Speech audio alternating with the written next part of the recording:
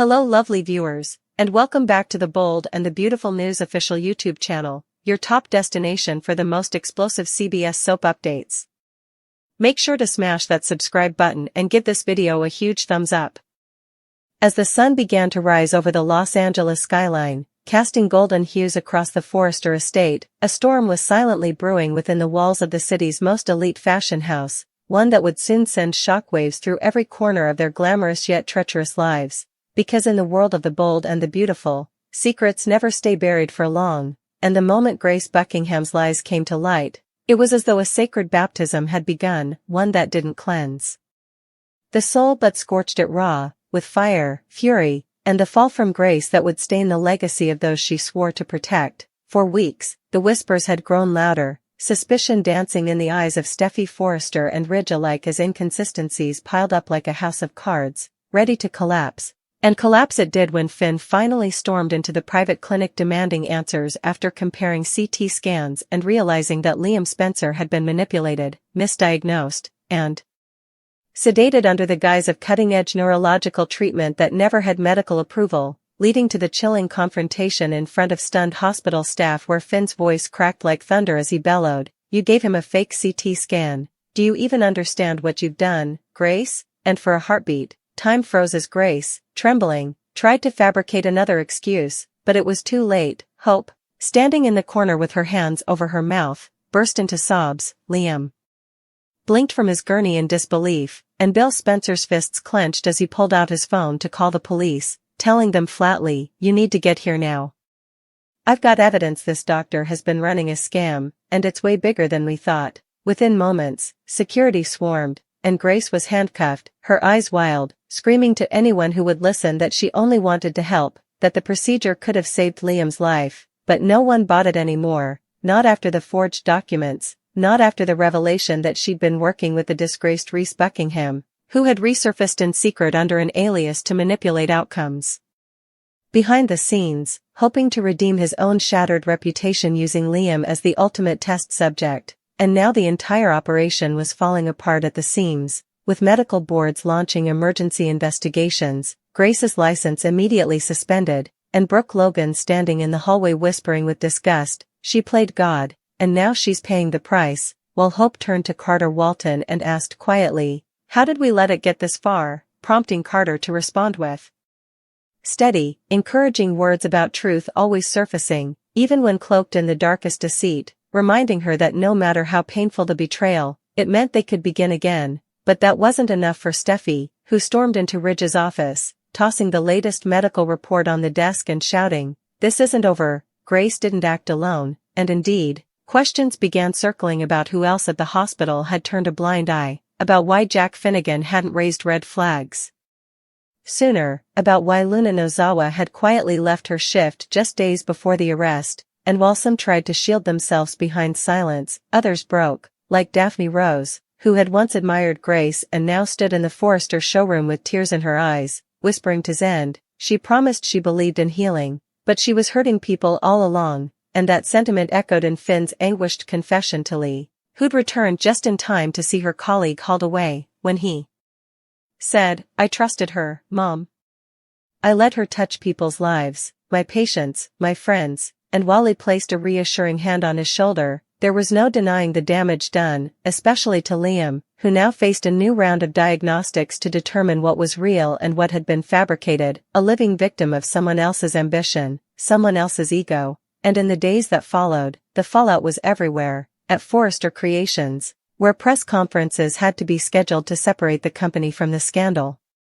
At Spencer Publications, where Justin Barber prepared a scathing exposé on the incident, and in the very fabric of family, as Hope questioned her ability to trust again, even as Carter remained her steady anchor, urging her not to lose faith, and while Bill visited Liam and reminded him that even in the darkest moments, they fight their way out, just like they always had. Another story was unfolding quietly at the prison where Grace awaited arraignment, staring out through barred windows, whispering the same prayer over and over, "I only wanted to help, I only wanted to help," but there were no miracles left for her, only consequences, as Taylor Hayes, back from a retreat and freshly emboldened, joined Ridge in calling for a full audit of Grace's work history, determined to ensure that no other lives were endangered. And as Steffi took to the runway stage for the Hope for the Future press conference with a hard edge in her tone and fire in her eyes, she declared publicly, "This is a time for healing, and that starts with holding the guilty accountable," sparking headlines, fan reactions, and fierce debates online, where the court of public opinion erupted with fury, speculation, and support. And while Reese was rumored to have fled to South America to avoid extradition, the LAPD confirmed that Grace would be charged with multiple counts of medical fraud, reckless endangerment, and conspiracy, her bond denied due to the risk of flight, her medical license permanently revoked in a unanimous vote by the California Board of Medicine. And as news spread, Eric Forrester quietly sat at home, reflecting on all he'd seen in his lifetime: love, betrayal, resurrection, and muttered to Donna, "They always fall the hardest when they think they're above the truth." And in that moment, as Liam was wheeled into yet another round of scans, this time by real, certified professionals, he looked to Hope and said faintly, "It feels like I'm waking up," to which she replied, holding back tears, "You are, and we'll face whatever comes next, together," sealing this chapter not with forgiveness, but with fierce determination, because while Grace's baptism by fire may have scorched the lives around her, it also ignited a new beginning, one where the truth, no matter how painful, would be the only foundation they'd build on from here on out. In the private clinic, Grace tells Bill the experimental surgery was a threat, but they pulled it off. She's sure he'll make a full recovery. The other croaker busts Liam out to take him for an MRI. Grace tells a suspecting Bill that Liam can leave Moment and go home with him. Bill exclaims that Liam didn't have his wisdom teeth removed. How is she transferring his son home with him? Moment? Grace understands that it's unorthodox, but due to the experimental nature of the surgery, Liam will have to recover away. She has a plan. Grace will shoot him to Bill's house in an ambulance, where a devoted nanny will look after him. Bill asks if it's okay to move him this snappily. She's sure. Finn and Bridget have questions. At the sanitarium, Finn pouts. Liam was released into Bill's care. Bridget says yes, Dr. Buckingham inked off on this. Finn can't imagine why she'd do this given he has a brain excrescence and a projectile crack. There has to be further to this. Unfit to reach Dr. Buckingham, Finn declares that he has to get to the bottom of why she had Liam removed. Bridget knows he has a lot of questions, but Grace is an exceptional croaker. She wants to believe she was acting in Liam's stylish interests. Finn wants to believe that too. He has to modernize his woman. And does Ent suppose she'll be happy to hear what he has to say? Steffi and Hop get an update.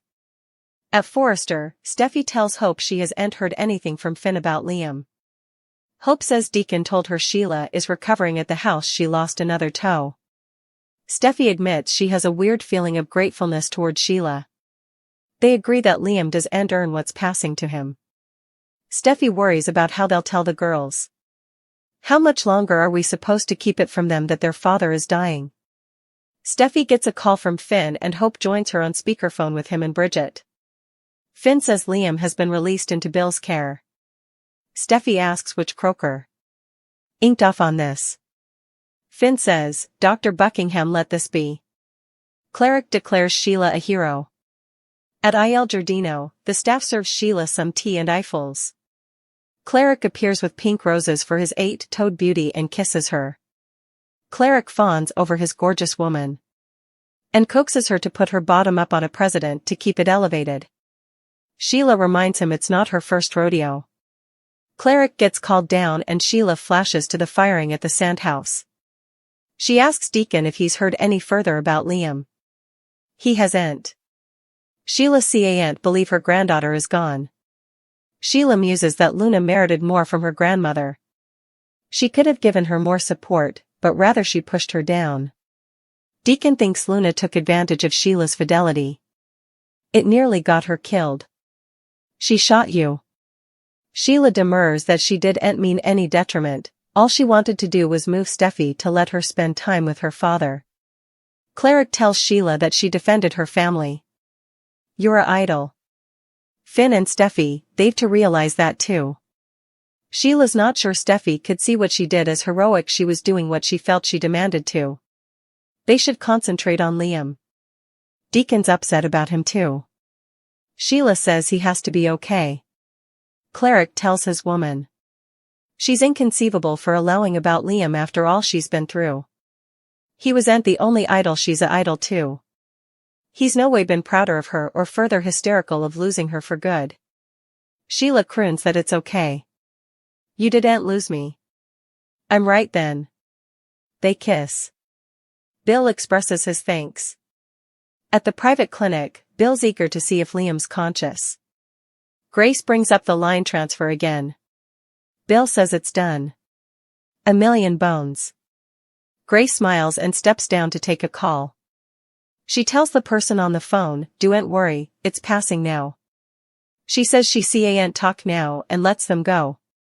Just also, Liam is wheeled back in. Bill takes his hand and tells him he did it, he's a fighter. Liam clasps his pater's hand and Bill exhales with relief. Bill tells Liam he made it through surgery and Grace is hopeful. You're coming home. Grace says they've to stay for the results of the MRI, but in the meantime, they'll release Liam. Bill tears up thanking Grace for this inconceivable gift. I'm so thankful. Truly. Word gets around. At the sanitarium, Bridget gets a call from a nanny and learns Grace isn't indeed in the structure. Steffi and Hope arrive, and Finn updates them. Steffi says she called Bill about 15 times and he wouldn't pick up. The only information they've is that Liam is ding home with Bill. At Bill's place, he thanks the nanny for getting Liam settled and asks about the MRI results. She'll partake them with him once they're transferred over.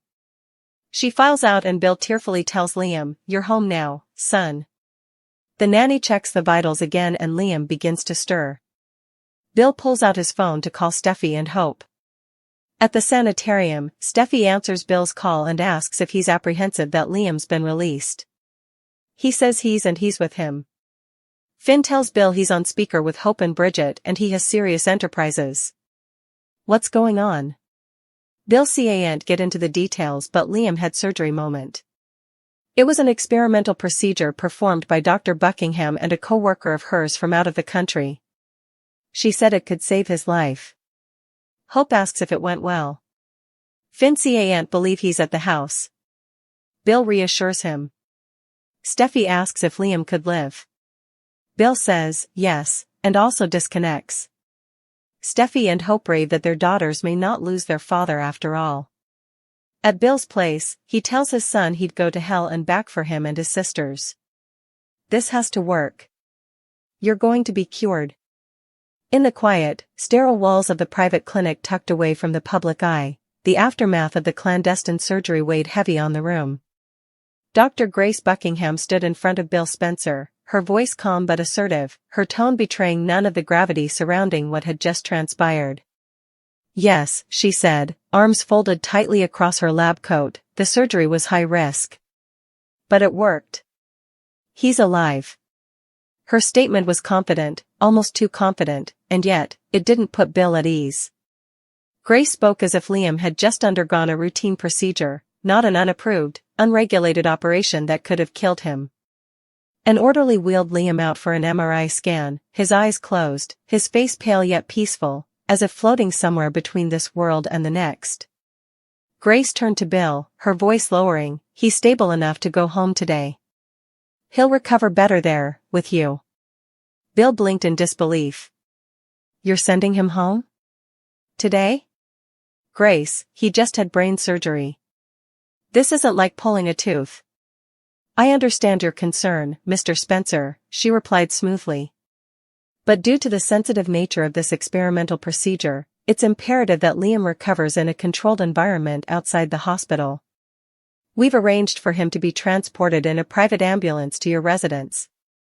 A qualified nurse will be stationed there full-time. Bill paced, frustration mounting. This feels rushed, too rushed. Grace remained unbothered. The risks of him staying in this facility are higher than you realize. Surveillance, press exposure, and other liabilities. Trust me. This is the best course forward. Back at the main hospital, Finn and Bridget raise eyebrows. Over at University Hospital, Dr. John Finn Finnegan stared at a clipboard, brows furrowed as he scanned Liam's patient notes. He was released into Bill's care, he asked, incredulity in every syllable. Bridget Forrester, scanning the same record, gave a slow nod. That's what it says. Dr. Buckingham gave the clearance. That makes no sense, Finn snapped. The man has a bullet wound and a tumor pressing against his frontal lobe. There is absolutely no way he should have been discharged this soon. This isn't protocol, it's not even close. Bridget tried to temper his reaction. Look, I know it's unconventional, but Grace is still a respected doctor. Maybe she saw something we didn't? Finn shook his head. No. Something's not adding up.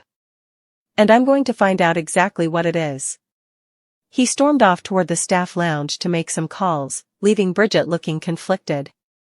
Deep down, she wanted to believe Grace's intentions were noble. But medicine wasn't supposed to be shrouded in this much secrecy. At Forrester Creations, Steffi and Hope bond and worry. Inside the Forrester design house, Hope Logan and Steffi Forrester sat across from one another in Ridge's office, their designer sketches untouched. Steffi sighed, rubbing her temples. Still nothing from Finn. Liam's been radio silent, too. Hope's expression was tight. Deacon told me that Sheila's back at his place. She lost another toe in that beach house incident. Steffi let out a breath, half laugh, half grimace. As awful as it sounds, part of me is thankful for Sheila's presence. She actually tried to help Liam. Hope nodded. No one deserves what he's going through. Least of all Liam.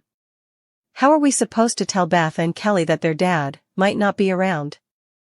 Before either could say more, Steffi's phone rang. Seeing it was Finn, she quickly answered and put him on speaker so Hope could listen in. Finn's voice came through the line. Liam's been released. He's with Bill. What? Steffi exclaimed. Who approved that? It was Dr. Buckingham, Finn replied. She authorized it without consulting anyone else. Hope and Steffi exchanged stunned looks. Why would she do that? Hope asked. That's what I'm trying to figure out, Finn muttered.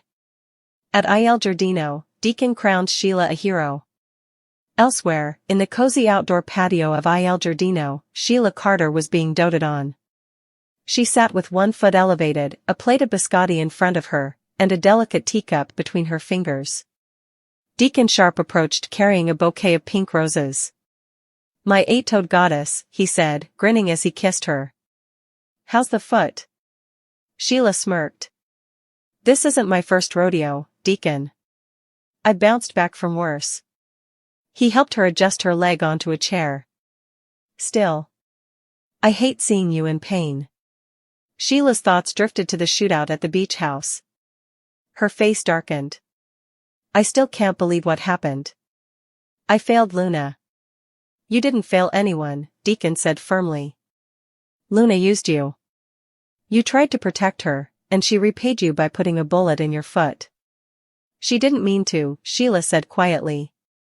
I was just trying to get Steffi to let me see Finn again. That's all I wanted. Well, you saved Liam, Deacon reminded her. That counts for something. You're a hero, Sheila. Finn and Steffi need to see that. Sheila's expression softened. I'm just glad Liam made it. That kid deserves to live. You're incredible, Deacon whispered. You almost died, and you're still thinking of others. That's why I love you. Grace's hidden call, Bill pays up. Back at the clinic, Bill leaned over Liam's bedside, visibly emotional. Grace walked in, adjusting her watch. The transfer? She asked with a raised eyebrow. It's done, Bill replied. $1 million. Just like you asked. Grace offered a businesslike smile and stepped into the hallway to take a private call. Her voice changed instantly, urgent, secretive. Yes, it's happening now. Don't worry. I'll update you after I leave. Before she could say more, Liam was wheeled back into the room. Bill rushed to his side, his voice trembling. You did it, son. You pulled through. Liam stirred slightly, his fingers curling weakly around Bill's. It was the first sign of consciousness since the surgery. Grace returned and nodded. The MRI results will confirm everything, but so far, he's responding well. He can be discharged. Bill's eyes welled. Thank you, Grace.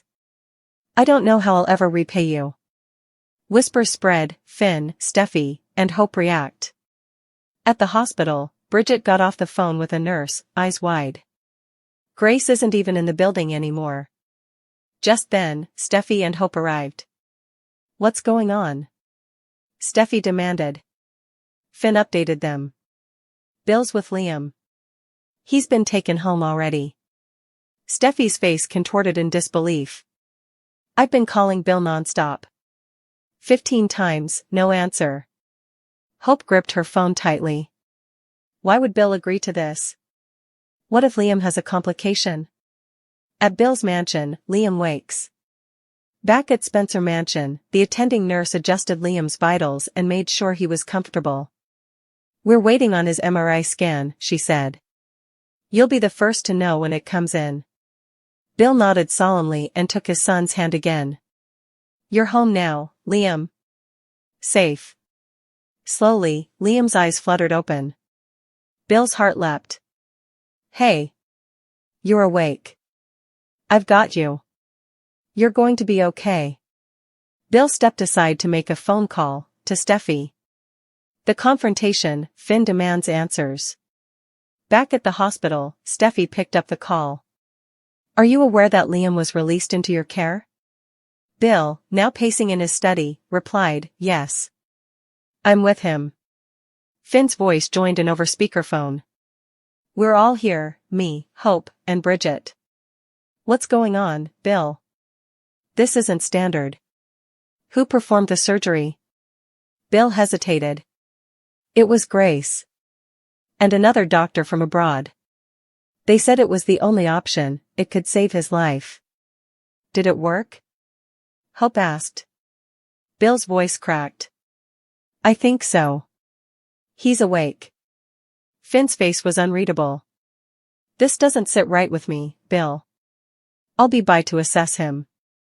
I understand, Bill replied. But right now, my son is alive. And that's all that matters. He hung up.